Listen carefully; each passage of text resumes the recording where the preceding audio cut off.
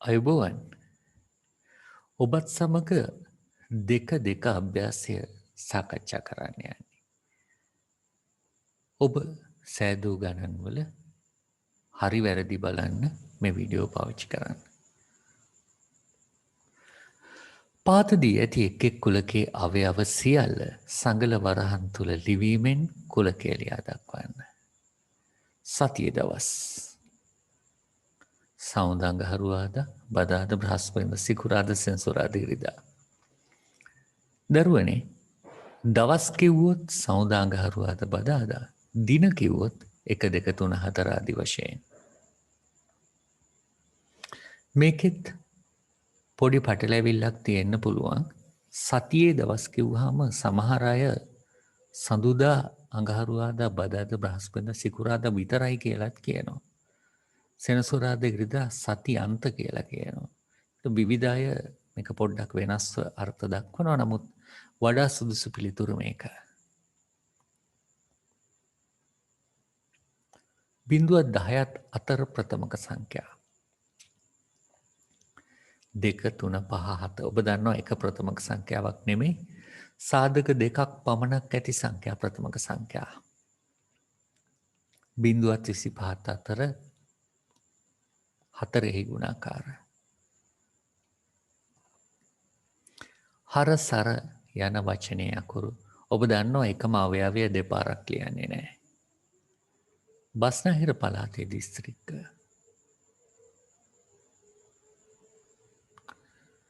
සංඛ්‍යාවේ ඉලක්කම් එකම ඉලක්කම දෙපාරක් ලියන්නේ නැහැ. 1 සිට 10 තෙක් ඇති 6 ගුණාකාර 6 විතරයි තියෙන්නේ. පහත දී ඇති කුලකවලට අනුව පහත දැක්වෙන ප්‍රකාශන සත්‍ය හෝ අසත්‍ය බව. සෙනසුරාදා ඒ කුලකේ මෙන්න ඒ කුලකේ අවයවයකි ඔව් සත්‍යයි. ඩී කුලකේ කොබලන්න නෑ මේ කුලකේ නෑ එහෙනම් ඒක අසත්‍යයි. සී කුලකයේ සියලු අවයව ඉරට්ට සංඛ්‍යා ඔව් සත්‍යයි. 1 සිට 10 තෙක් 3 ඕනෑම ගුණාකාරයක් ජීවල තියනවලු නෑනේ. 3 ගුණාකාර කිව්වහම 3 9ක් තියෙනවා. ඒක නම් ඒක අසත්‍යයි.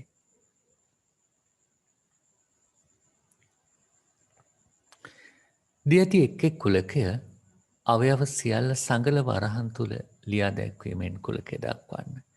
10ට අඩු ප්‍රථමක සංඛ්‍යා අපි ඉස්සෙල්ලත් ලිව්වා. දේ දුන්නේ වර්ණ.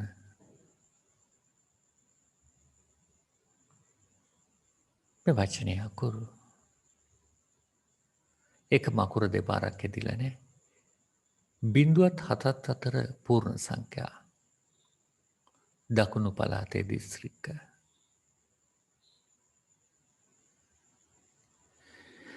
වෙන් රූප සටහනකින් නිරූපණය කරන්නලු 10ට අඩු ප්‍රථමක සංඛ්‍යා.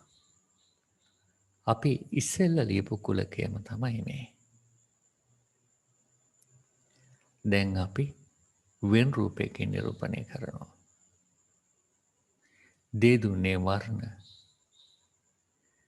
වෙන් රූපයකින් නිරූපණය කරනවා.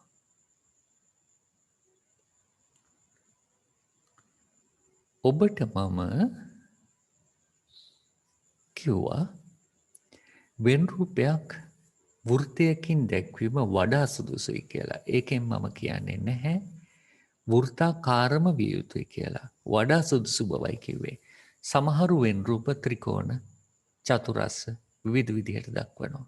වැරදි නෙමෙයි වෘත්තයක් වීම තමයි බොහෝ විට අපි බලාපොරොත්තු වෙන්නේ. මේ වචනේ අකුරු ඉස්සෙල්ල ටිකම තමයි.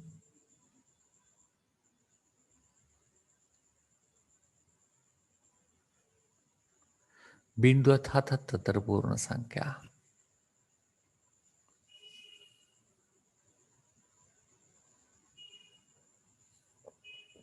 දකුණු පළාතේ දිස්ත්‍රික්ක.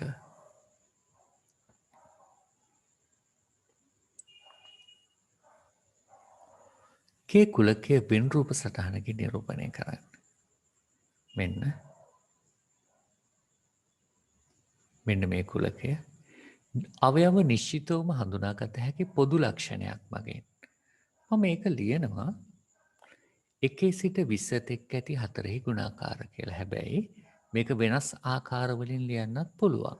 ඔබට ඕන නම් 3 සිට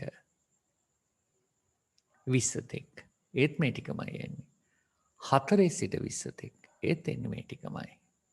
එහෙම නැත්නම් 3ත් 21ත් අතර ඒත් එන්නේ මේ ටික. එහෙම නැත්නම් 4 ගුණාකාර කියන්නේ නැතුව 4න් බෙදෙන සංඛ්‍යා ඒනෙත් මේකමයි. එතකොට නිශ්චිතවම හඳුනාගත හැකි පොදු ලක්ෂණයක් මගින් නිරූපණය කරන්න කිව්වහම ඒක විවිධ විදිහට ලියන්න පුළුවන්.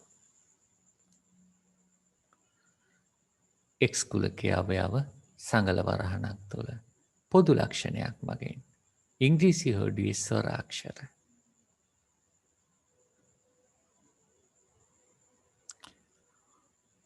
හයත් 25ත් අතර 5 ගුණාකාර කුලකය මෙන්න පොදු ලක්ෂණයක් මගින් නිරූපණය කරා.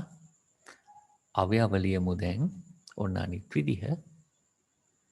වෙන් රූපයකින් නිරූපණය කරමු අනෙක් විදිහ.